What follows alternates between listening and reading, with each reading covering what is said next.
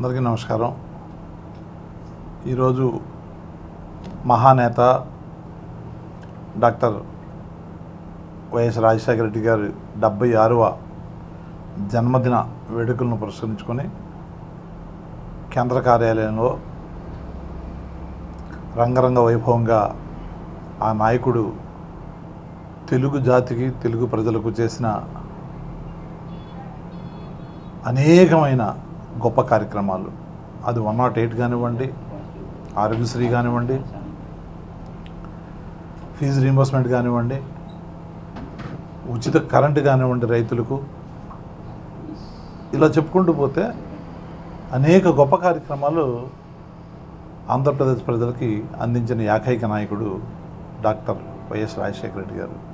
మరి ఆ నాయకుడిని ఒకసారి తలుచుకుంటే టక్కని ఈ పథకం, ఈ పేదవాడికి లబ్ధి పొందిన పథకం, కొన్ని లక్షల మంది విదేశాలకు వెళ్ళి చదువుకునే విధంగా మరి ఫీజు రీయింబర్స్మెంట్ పథకం, కొన్ని లక్షల మంది రాష్ట్రంలో రైతులు ఉచిత కరెంటు తీసుకొని అద్భుతంగా వాళ్ళ జీవితాలను మెరుగుపరుచుకున్న పథకం, ఈ విధంగా కొన్ని లక్షల మంది అసలు చనిపోయే వాళ్ళని నిలబెట్టే బ్రతికించిన పథకం ఆరోగ్యశ్రీ, 108.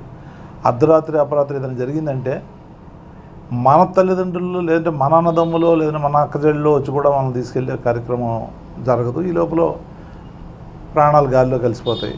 అట్లాంటిది ఎక్కడ ఏ అర్ధరాత్రి అయినా కానివ్వండి, ఏ ప్రాంతంలో కానివ్వండి,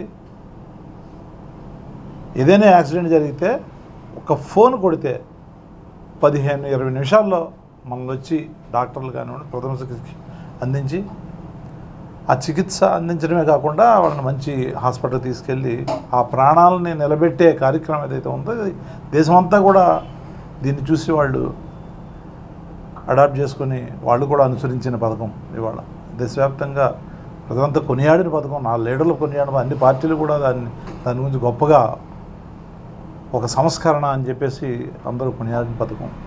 ఇట్లా ఆయన మనసు ఎంత పేదవాడి మనసుతో ముడిపడి ఉంది అంటే, పేదవాడు ఏ కష్టము పడకూడదు, ఏ నష్టము రాకూడదు, రైతు ఏ కష్టము పడకూడదు, రైతు ఏ నష్టము రాకూడదు అనేటటువంటి ఉద్దేశంతో ఆయన పెట్టిన పథకాలు నిజంగా అద్భుతం.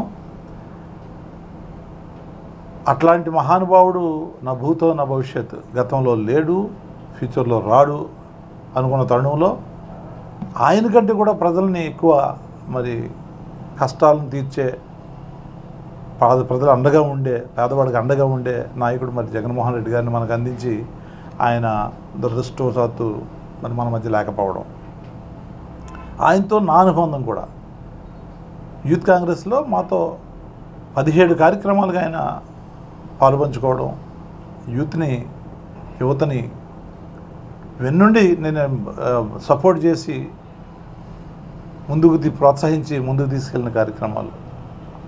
ఆయన శిష్యులుగా ఇవాళ తెలంగాణ కానివ్వండి, ఆంధ్ర కానివ్వండి, ఎంతోమంది ఇవాళ మినిస్టర్లుగా కానివ్వండి, ఎంపీలుగా, ఎమ్మెల్యేలుగా, రాజకీయంగా ఉన్నత పదవుల్లో ముందుకు సాగుతున్న తరుణం. మరి ఆయన్ని ఈ తెలుగు జాతి, తెలుగు రాష్ట్రాలు ఎన్నటికీ మర్చిపోవు. చిరస్మరణీయుడిగా ఎప్పుడు కూడా ఆయన తెలుగు ప్రజల గుండెల్లో, పేద ప్రజల గుండెల్లో చిరస్థాయిగా ఉండిపోతారని చెప్పేసి జగన్మోహన్ రెడ్డి గారిని ఆయన పార్టీ పెట్టినప్పటి నుంచి ఇప్పటి వరకు కూడా అనేక రకాలుగా అడ్డుకునే కార్యక్రమం చేస్తే ఎవరైనా ఆపగలిగారా? ఆయన ముఖ్యమంత్రి కాకుండా ప్రజలు ఆయనతో ఉన్నారు. ప్రజల మనిషి జగన్మోహన్ రెడ్డి గారు, పేదల మనిషి జగన్మోహన్ రెడ్డి గారు.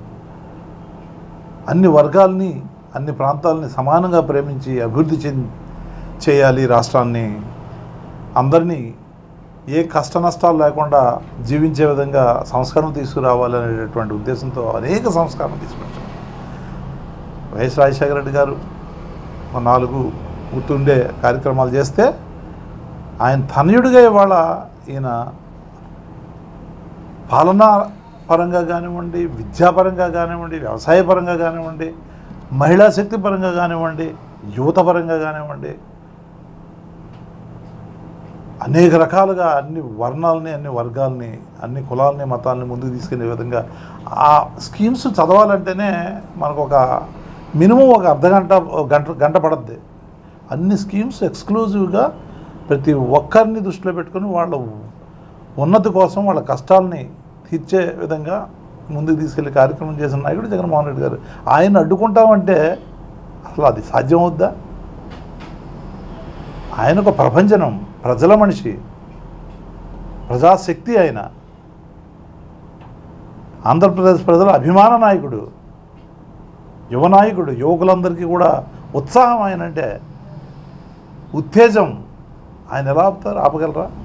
వీళ్ళేదో ఆ నాయకుడి యొక్క ప్రాముఖ్యతను తగ్గించాలని చేసే ప్రయత్నంలో భాగంగా వీళ్ళు చేసే కార్యక్రమాలు తప్ప అవన్నీ పగటి కళలు మాత్రమే. ఆ నాయకుడిని ఎవరూ ఆపలేరు. ఆ నాయకుడు మళ్ళీ 2029 అయితే 29, 27 అయితే 27 మళ్ళీ ఆంధ్రప్రదేశ్ ప్రజలు అత్యంత భారీ మెజార్టీలతో, వీళ్ళేదో అనుకుంటున్నారు ఇన్ని సీట్లు వచ్చాయని, ఆ రికార్డుని తుడిచివేస్తూ మళ్ళీ ఆయన్ని ముఖ్యమంత్రిగా చేసుకుంటారు.